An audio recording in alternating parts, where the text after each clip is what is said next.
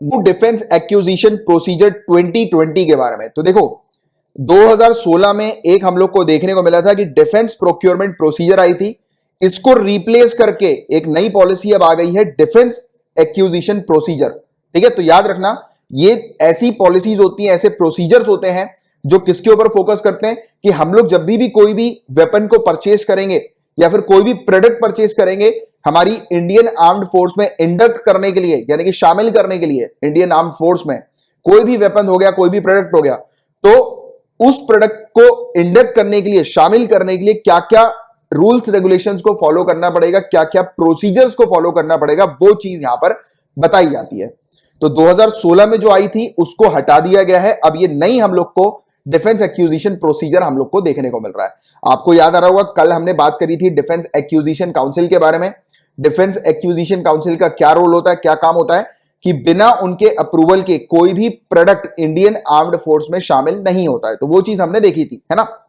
और अब यहां पर हम लोग देखेंगे कि वो प्रोडक्ट जो शामिल होगा तो उस प्रोडक्ट को शामिल करने के लिए क्या क्या क्राइटेरिया जो है या क्या क्या प्रोसीजर जो है वो देखे जाएंगे उस प्रोडक्ट को शामिल करने के लिए। ठीक है, तो अब यहां पर हम लोग बात करते हैं इस टॉपिक पे। तो ये बेसिकली हमारी कंट्री के अंदर जितनी भी डिफेंस इक्विपमेंट्स होते हैं, डिफेंस से रिलेटेड जितने भी प्रोडक्ट्स होते हैं, उनको खरीदने से रिलेटेड, उनको मतलब प्रोक्योर करने से रिलेटेड ये प्रोसीजर हम लोग को देखने को मिल रहा है। और नई पॉलिसी जो है वो रिप्लेस करेगी 2016 के प्रोसीजर को, जिसके बारे में मैंने अभी आपको बताया। नई पॉलिसी के अंदर क्या क्या चीज हम लोग को देखने को मिल रही है। सबसे पहली चीज तो रिजर्वेशन इंडिजीनियस फर्म्स के लिए।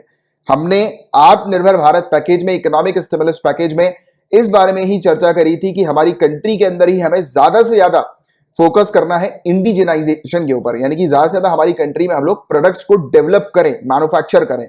इसमें डिफेंस प्रोडक्ट भी शामिल थे। तो वैसे ही यहां पर फोकस किया कि हम लोग जिस भी पर्टिकुलर कंपनी से माल परचेज करेंगे वो कंपनी जिसको प्रायोरिटी दी जाएगी वो इंडियन कंपनी होनी चाहिए, राइट। यानी कि उस कंपनी का जो मालिक होना चाहिए वो एक इंडियन रेसिडेंट होना चाहिए। दूसरी चीज, उस कंपनी के अंदर यह सुनिश्चित किया जाएगा कि एफडीआई, फॉरेन डायरेक्ट इन्वेस्टमेंट 49% से ज्यादा नहीं होना चाहिए, वो कंपनी का 51 से ज्यादा शेयर होना चाहिए, राइट। इस पर यहां पर फोकस किया जा रहा है, राइट। जब भी हम लोग कोई भी डिफेंस प्रोडक्ट को किसी कंपनी से, इंडियन कंपनी से अगर परचेज करेंगे तो यहां पर एफडीआई वाला क्लॉज भी देखना पड़ेगा। तो ये चीज इंपॉर्टेंट है जो कि इस पॉलिसी ने डिफाइन करी है। दूसरी चीज देखो, कभी कभी क्या होता है, जैसे कि ये येलो वाली जो है, येलो नहीं इसको ग्रीन कर देते हैं, चलो ये ग्रीन वाली जो है ये इंडियन कंपनी है और रेड वाली मान लेते हैं यूएसए की कंपनी है। ठीक है, कभी कभी बताऊं क्या होता है कि जैसे ये कंपनी है, इन दोनों के बीच में, ये यूएसए की कंपनी है, इंडियन कंपनी है, इन दोनों के बीच में एक एग्रीमेंट हो गया। अब एग्रीमेंट क्या हुआ कि यहां पर यूएसए में ये जो कंपनी है ये हेलीकॉप्टर बनाएगी, ठीक है। फिर उसके बाद ये हेलीकॉप्टर जो है वो यहां पर भेज देगी इस कंपनी के पास, बट ये हेलीकॉप्टर किसका कहलाएगा, ये इसी कंपनी का कहलाएगा हेलीकॉप्टर। ठीक है, ये इस कंपनी का जो है वो हेलीकॉप्टर नहीं कहलाएगा, ये इसी कंपनी का कहलाएगा, क्योंकि इन दोनों कंपनीज के बीच में आपस में एग्रीमेंट हुए हैं पहले से, राइट। क्योंकि ये यहां पर यूएसए में जो कंपनी है ये इसके लिए, इंडियन कंपनी के लिए जो है वो काम कर रही है, मैन्युफैक्चरिंग कर रही है इंडियन कंपनी के लिए, और उसकी मैन्युफैक्चरिंग के ऊपर जो है ये यहां पर पैसा भेज देगी ये इंडियन कंपनी। बट ये जो प्रोडक्ट जो बनाएगी ये कंपनी, उस पर पूरी रॉयल्टी, पूरा हक जो है और पूरा नाम जो है इस प्रोडक्ट का वो किसका होगा, इंडियन कंपनी का होगा। जैसे कि और इजी तरीके से मैं आपको समझाता हूं, जैसे कि एप्पल्स के फोन होते हैं, आप जानते हैं कि एप्पल का फोन जो है वो यूएसए का हम लोग को देखने को मिलता है, राइट।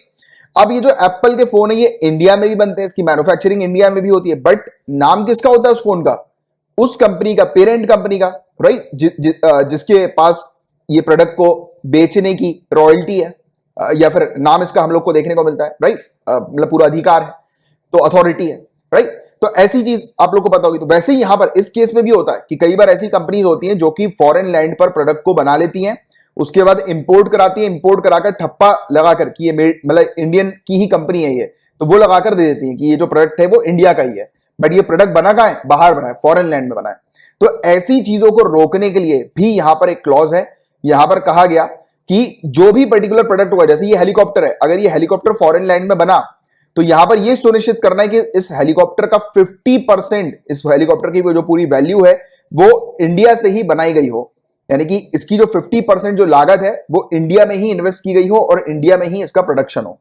तो इससे फायदा बताऊं क्या होगा, यहां पर वेंडर्स के लिए थोड़ी डिफिकल्टी हो जाएगी कि वेंडर जो है वो रेदर देन डायरेक्टली इंपोर्ट कराने की जगह वो मतलब पूरा का पूरा 100% प्रोडक्ट वो कुछ जो है वो इंपोर्ट कराएंगे और फिर कुछ उनको इंडिया में बनाना होगा। इससे फायदा दूसरा ये भी होगा, इंडिया में एम्प्लॉयमेंट भी जनरेट होगी, क्योंकि इंडिया में प्रोडक्ट बनेगा तो ऑब्वियस सी बात है कि लोगों को नौकरी मिलेगी, जॉब्स मिलेगी। और इंडिया में जब वो प्रोडक्ट होगा, जब लोगों को जॉब्स मिलेगी तो हमारी जीडीपी भी जो है वो इंप्रूव होगी, आगे बढ़ेगी, उसमें भी ग्रोथ हम लोग को नजर आएगा। तो इस तरीके से आपको ये टॉपिक को समझना है। इसमें सिर्फ आपको सीमित डिफेंस के प्रोडक्ट पर नहीं रहना है, आपको इकोनॉमी से भी जोड़ते हुए, एम्प्लॉयमेंट से भी जोड़ते हुए लिंक्स अपनी क्रिएट करने की क्या प्लान है सरकार का, और यही होती है एग्जैक्टली सिविल सर्विसेज की तैयारी, राइट। तो होपफुली आपको जो मैंने बताया वो आपको क्लियर हुआ, वो समझ में आया होगा, राइट। अब इसको हटा देते हैं अपन ये तीनों चीजों को। तो ये वाला कंसेप्ट तो क्लियर हो गया ना आपको। तो यहां पर यही फोकस किया गया कि एटलीस्ट 50% ओवरऑल जो कॉन्ट्रैक्ट वैल्यू होना चाहिए फॉरेन परचेज का, जो बाहर से परचेज किया जा रहा है कंपनी के द्वारा, तो वो इंडिया में ही बिल्ड हो, राइट, टेक्नोलॉजी ट्रांसफर के थ्रू। भले ही आप टेक्नोलॉजी ट्रांसफर करा लो, दूसरी जो फॉरेन लैंड में जो कंपनी मौजूद है उनकी आप टेक्नोलॉजी यूज करो, उनकी टेक्नोलॉजी लेने के लिए आप उनको रॉयल्टी दे सकते हो, जो भी कर सकते हो, वो कंपनी के ऊपर है कि उसको जो करना है करे। बट यहां पर पॉलिसी ने ये चीज इंश्योर करने के लिए कहा है कि वो जो प्रोडक्ट है उसकी आधी लागत, आधी कॉस्ट इंडिया में बननी चाहिए, राइट। तो ये चीज है। अब इससे यही होगा कि फॉरेनर जो है वो डायरेक्टली रेडीमेड प्रोडक्ट जो है वो इंपोर्ट करा नहीं पाएंगे और उस पर इंडिया का ठप्पा लगा के दे नहीं पाएंगे। जैसे कि मैंने आपको एप्पल वाला एग्जांपल समझाया था ना अभी, कि भाई अब इंडिया में जो एप्पल्स के फोन बन रहे हैं, अब वो उस पर तो ये तो नहीं होगा ना कि ये फोन जो है मतलब उस पर अपन नाम चेंज तो करेंगे नहीं, वो तो एप्पल ही रहेगा, एप्पल का ही प्रोडक्ट हम लोग को देखने को मिलेगा, राइट। तो वैसे ये कंपनी इस प्रकार का भी एग्रीमेंट कर लेती थी कि फॉरेन लैंड से वो प्रोडक्ट को बनवा के इंडिया में ले आती थी और बोलती थी कि ये तो हमारा ही प्रोडक्ट है, क्योंकि लीगली तो प्रोडक्ट उन्हीं का ही है ना, बट बना कहां है, बाहर बना है। अब बाहर बना है तो बाहर के लोगों को नौकरी मिल रही है उस प्रोडक्ट को बनाने के लिए, बाहर की कंट्री की जीडीपी इंक्रीज हो रही है, एनहांस हो रही है, हमारी कंट्री में तो नहीं हो रहा ना ऐसा। तो यहां पर इसको भी ध्यान में रखते हुए ये चीज की गई है। समझ पा रहे हो बात, कितना इंपॉर्टेंट ये टॉपिक है और इसको कितना डीपली आपको अंडरस्टैंड करना है, कंसेप्ट्स क्लियर करना। आई नो कि मैं इस पे थोड़ा समय ले रहा हूं आप लोगों का, बट ये बहुत इंपॉर्टेंट है, इसमें दिमाग में पूरी चीज जो है वो आपको घुसानी है, क्योंकि ये एक इंपॉर्टेंट टॉपिक है। इसके अलावा ग्रेटर इंडिजनाइजेशन कंटेंट पर फोकस किया, वही चीज जो मैंने भी आपको पूरा एक्सप्लेन किया, बताया, राइट। यहां पर मेजर भी किया गया इंडिजीनियस कंटेंट के ऊपर कि कैसे हम लोग कैलकुलेट करेंगे कि ये प्रोडक्ट जो है वो इंडिया का है कि नहीं है। तो वही चीज मैंने आपको बताई, कॉस्ट के ऊपर पूरा खेल होगा कि जो भी कॉस्ट प्राइस होगी उसमें हम लोग को मतलब जो टोटल कॉन्ट्रैक्ट की प्राइस में से टैक्सेस को हटाना है, ड्यूटीज को हटाना है, और उसके बाद जो लागत बचती है एग्जैक्टली, क्योंकि देखो अगर प्रोडक्ट को इंपोर्ट कराना है तो उस पर कस्टम ड्यूटीज लग जाएंगी, टैक्सेस वगैरह लग जाएंगे, वो सब हटाने के बाद जो प्रोडक्ट की जो एक्चुअल वैल्यू है उस पर फोकस किया जाएगा कि उसका जो है वो ये 50% होना चाहिए। तो ये चीजें इंपॉर्टेंट। तो इस प्रकार से इंडिजीनियस कंटेंट की वैल्यू जो है वो मेजर की जाएगी, जो इंडिजीनियस प्रोडक्ट जो है ना उसकी क्या वैल्यू होनी चाहिए वो इस तरीके से मेजर करनी है। तो ये भी चीज यहां पर पॉलिसी में बताई गई है। इसके अलावा इंपोर्ट एम्बार्गो लिस्ट, एम्बार्गो का मतलब बेसिकली क्या होता है कि जब भी सरकार कोई प्रोडक्ट को बैन कर देती है कि हमें उसको इंपोर्ट नहीं कराना है, that is called embargo. 101 item सरकार ने बोल दिया था कि वो बाहर से हम लोग इंपोर्ट नहीं कराएंगे, उसको इंडिया में ही बनाना है। तो ये वाली चीज भी सरकार ने प्रोवाइड करा के रखी हुई है कि कौन से प्रोडक्ट्स हैं जिसको बिल्कुल भी आपको बाहर से इंपोर्ट नहीं कराना है, ना उसका कोई आप बाहर से इक्विपमेंट इंपोर्ट कराओगे, पूरा का पूरा वो प्रोडक्ट जो है वो इंडिया में ही बनना चाहिए। ऐसी 101 प्रोडक्ट्स की लिस्ट सरकार ने अभी तक दे दी है, आने वाले समय में और भी ये लिस्ट जो है वो बढ़ने वाली है, राइट। इसके अलावा अच्छा यहां पर ऑफसेट लायबिलिटी के क्लॉज को भी हटा दिया गया है। यहां पर कहा गया कि अगर डील इंटर गवर्नमेंट एग्रीमेंट के थ्रू होती है, यानी कि सरकार के बीच में होती है, यानी कि दो कंट्रीज के बीच में होती है, गवर्नमेंट टू गवर्नमेंट होती है, या फिर गवर्नमेंट टू सिंगल वेंडर, यानी कि एक सरकार एक सिंगल वेंडर के थ्रू, यानी कि एक सिंगल विक्रेता के थ्रू अगर एग्रीमेंट करती है, तो देखो अगर ऑफसेट लायबिलिटी होती है ना उस एग्रीमेंट के अंदर, तो इसका मतलब क्या होता है ऑफसेट लायबिलिटी का कि ये जो पूरा जो कॉन्ट्रैक्ट होगा इसका कुछ हिस्सा फॉरेन डायरेक्ट इन्वेस्टमेंट के थ्रू देखने को मिलेगा, यानी कि कुछ हिस्सा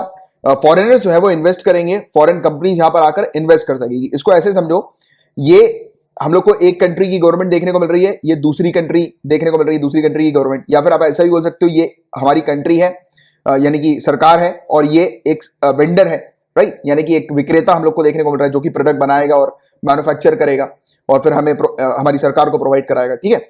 अब इनके बीच में जब ये एग्रीमेंट होता है तो उस एग्रीमेंट में अगर ऑफसेट लायबिलिटी होती है ना, तो वो एग्रीमेंट ये भी कहता है कि एक फॉरेन कंपनी भी जो है वो अपना कुछ हिस्सा, कुछ शेयर जो है वो यहां पर इन्वेस्ट कर सकेगी इस पूरी डील में।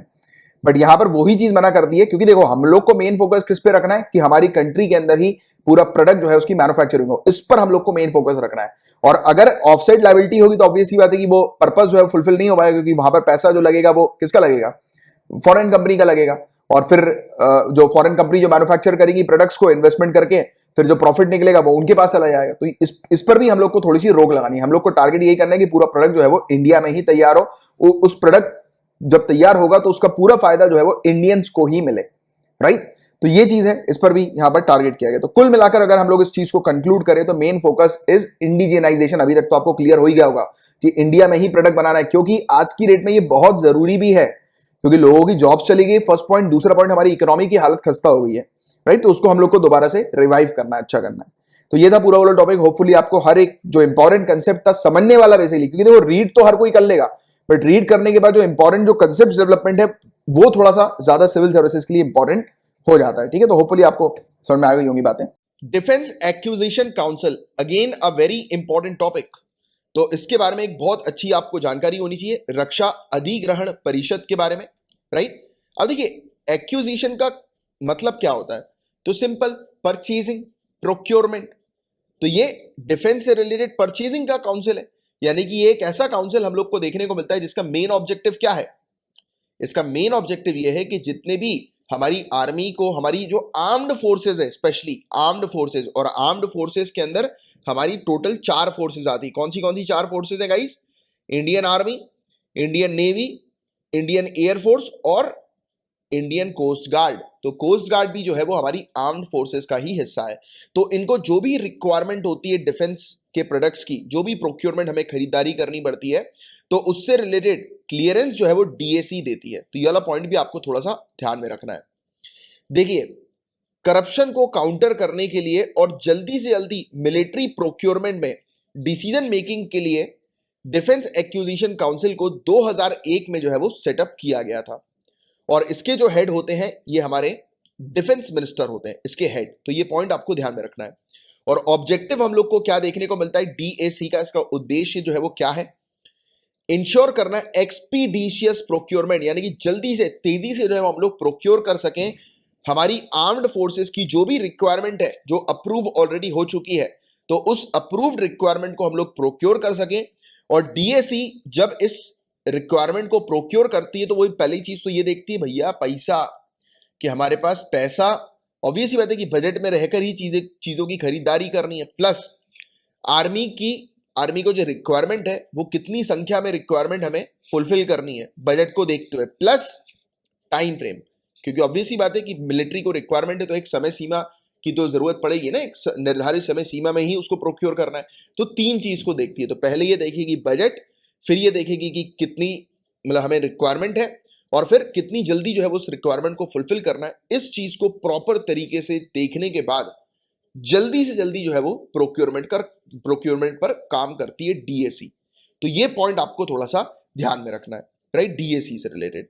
इसके अलावा एक और चीज है, डीएसी के फंक्शंस की अगर हम लोग बात करें तो ये पॉलिसी गाइडलाइंस प्रोवाइड कराती है। क्या प्रोवाइड कराती है? Policy guideline. क्योंकि देखो, एक तो ऑब्वियस ही बात है कि अभी जो इनिशियल रिक्वायरमेंट है उसको तो फुलफिल करना ही करना है, और दूसरा लॉन्ग टर्म जो हमारे प्रोक्योरमेंट प्लान्स हैं, यानी कि हमारी जो आर्मी है, हमारी जो नेवी है, हमारी जो एयरफोर्स है, कोस्ट गार्ड है, तो लॉन्ग टर्म में उनको किन किन चीजों की रिक्वायरमेंट है उसको भी देखते हुए चलना है। और जितने भी एक्विजिशन होते हैं उसको क्लियर करने का काम भी इसके द्वारा किया जाता है। एक्विजिशन को, यानी जो भी खरीदारी होती है वो डीएसी क्लियर करती है, राइट। इसमें इंपोर्टेंट भी होती है। देखिए, इसमें खरीदारी का मतलब ये नहीं है कि हम लोग सिर्फ जो भी फॉरेन कंट्री से जो भी हम लोग परचेज करेंगे तो उसी के लिए सिर्फ डीएसी क्लियरेंस देती है। नहीं बॉस, हमारे इंडिया के अंदर भी जो भी डिफेंस से रिलेटेड जो भी प्रोडक्ट को हम लोग प्रोक्योर करते हैं, हमारी आर्म फोर्सेस प्रोक्योर करती है, राइट, तो उसमें भी क्लियरेंस डीएसी के द्वारा ही दिया जाता है। प्लस अगर कोई फॉरेन लाइसेंस के अंडर अगर कोई प्रोडक्ट बन रहा है, कोई डिफेंस प्रोडक्ट बन रहा है और वो हमारी आर्म फोर्सेस के यूज के लिए बनाया जा रहा है, तो भी डीएसी उस पर अपना क्लियरेंस देगी। तो ओवरऑल डीएसी का काम ये हम लोग को देखने को मिलता है। मैं उम्मीद करता हूं ये डीएसी का टॉपिक आपको बहुत अच्छे से समझ में आ गया होगा। बट एक और बहुत इंपॉर्टेंट चीज है गाइस, ये है डिफेंस एक्विजिशन प्रोसीजर 2020। मैं चाहूंगा कि इस टॉपिक को भी आप कवर करें, डिफेंस एक्विजिशन प्रोसीजर को, तो आपको और बेटर तरीके से समझ में आएगा कि आज की डेट में हम लोग जो प्रोक्योरमेंट कर रहे हैं तो वो किस तरीके से कर रहे हैं, राइट। यानी कि हमारी जो डिफेंस है, डिफेंस के लिए जो भी हम लोग प्रोडक्ट्स ले रहे हैं, तो आप ये कह सकते हैं कि इस डिफेंस एक्विजिशन प्रोसीजर के अंदर आपको ये चीज समझ में आएगी कि क्या गाइडलाइंस है एक्चुअली, कि अगर हम किसी कंपनी को प्रोजेक्ट देते हैं तो उस कंपनी को जो है वो प्रोजेक्ट किस प्रकार से फुलफिल करना है, या फिर हम किस कंपनी को चूज करेंगे जो कि हमारे लिए जो है वो डिफेंस से रिलेटेड प्रोडक्ट बनाएगी, तो उसकी क्या एलिजिबिलिटी होती है, या मतलब क्या उसको कंडीशन फॉलो करनी पड़ेगी। तो ये बहुत इंपॉर्टेंट चीज है और ये करंट पॉइंट ऑफ व्यू से बहुत इंपॉर्टेंट है, राइट। डिफेंस एक्विजिशन प्रोसीजर 2020, तो मैं चाहूंगा कि इसको आप जरूर देखें। मैं नीचे कमेंट बॉक्स पर पिंड मैसेज जो होता है ना, आप कमेंट बॉक्स पर चेक करेंगे, सबसे ऊपर आपको मैसेज दिखाई दे देगा मेरा, और जिसमें मैं आप उसमें एक लिंक जो है वो आपको प्रोवाइड करा दूंगा डिफेंस एक्विजिशन प्रोसीजर की। अगर बाय चांस मैं भूल जाता हूं तो प्लीज नीचे लिख दीजिएगा। अगर आपको टॉप में वो कमेंट पिंड जो है वो ना दिखाई दे तो आप प्लीज मुझे लिख दीजिएगा, मैं वहां पर पिन कर दूंगा, ठीक है। तो ये था इस पूरा ओवरऑल टॉपिक। मैं उम्मीद करता हूँ बहुत अच्छे से ये टॉपिक आपको समझ में आ गया होगा। डिफेंस एक्विजिशन प्रोसीजर का टॉपिक आपको अच्छे से क्लियर हो चुका है, राइट, कि ये डिफेंस एक्विजिशन प्रोसीजर जो है वो है क्या, राइट। तो रक्षा क्षेत्र यानी कि डिफेंस के सेक्टर में आत्मनिर्भरता के लिए नए सिरे से जोर देते हुए सरकार ने कई स्वदेशी रक्षा परियोजना इंडिजीनियस डिफेंस प्रोजेक्ट्स, जिनमें उद्योग द्वारा डिजाइन और विकास भी शामिल होंगे, राइट, इसको सैद्धांतिक रूप से मंजूरी दे दी है। इन प्रिंसिपल अप्रूवल जो है वो इस चीज को दे दिया है, मतलब कि इंडिया के अंदर इंडिया ही जो है यानी कि मेक इन इंडिया वाले डिफेंस प्रोडक्ट हम लोग को देखने को मिलेंगे कि बनाए जाएंगे, राइट। तो ये चीज हम लोग को देखने को मिल रही है और डिफेंस मिनिस्ट्री ने ऐसे 9 प्रोजेक्ट जो है वो क्लियर किए हैं और अप्रूव्ड प्रोजेक्ट्स के अंदर हम लोग लाइट टैंक्स को बनाएंगे, communication equipment with Indian security protocols तैयार करेंगे, मतलब कि जो हमारी सिक्योरिटीज़ हैं, फोर्स जो है हमारी वो आपस में कम्युनिकेट कर सके, सिक्योर्ड उनका कम्युनिकेशन हो, तो ऐसी टेक्नोलॉजी पर हम काम करेंगे डिफेंस के लिए, राइट। इंडिया के अंदर ही ये सब टेक्नोलॉजीज बनाई जाएंगी, ये सब चीज़ें बनाई जाएंगी। सिक्योरिटी प्रोटोकॉल्स पर हम लोग काम करेंगे, एयरबॉर्न इलेक्ट्रो ऑप्टिकल पॉड्स पर हम लोग काम करेंगे, राइट, जिस जो कि ग्राउंड बेस्ड सिस्टम के साथ अटैच्ड होगा, जुड़ा होगा, राइट, जो कि हमारे इंडियन एयरफोर्स को जो है वो मदद करेगा, राइट, इवन इंडियन आर्मी को भी जो है वो मदद करेगा, राइट। ऑब्वियस ही बात है कि हमारी पूरी जो आर्म फोर्सेज हैं उनको ये सिस्टम जो है वो मदद करेंगे। एयरबॉर्न स्टैंड ऑफ जैमर्स भी हम लोग को देखने को मिलेगा कि जैमर्स वगैरह भी जो होंगे जो कि ब्लॉक कर देंगे किसी प्रकार की कम्युनिकेशन को और हमारी इंडियन फोर्सेज के बीच में कम्युनिकेशन को सिक्योर जो है वो रखेंगे कि जिससे कि ऐसे कम्युनिकेशन वगैरह जो है वो लीक ना हो पाए। ऐसी तमाम चीज़ें जो है वो हम लोग बनाएंगे, राइट, इंडिया के अंदर, राइट। तो ये एक छोटी सी अपडेट थी डिफेंस एक्विजिशन प्रोसीजर से रिलेटेड। बाकी डिफेंस एक्विजिशन प्रोसीजर का टॉपिक बहुत इंपॉर्टेंट है, इवन डिफेंस एक्विजिशन काउंसिल का टॉपिक भी काफ़ी ज़्यादा इंपॉर्टेंट है, तो ये टॉपिक आपको बहुत अच्छे से क्लियर होने चाहिए।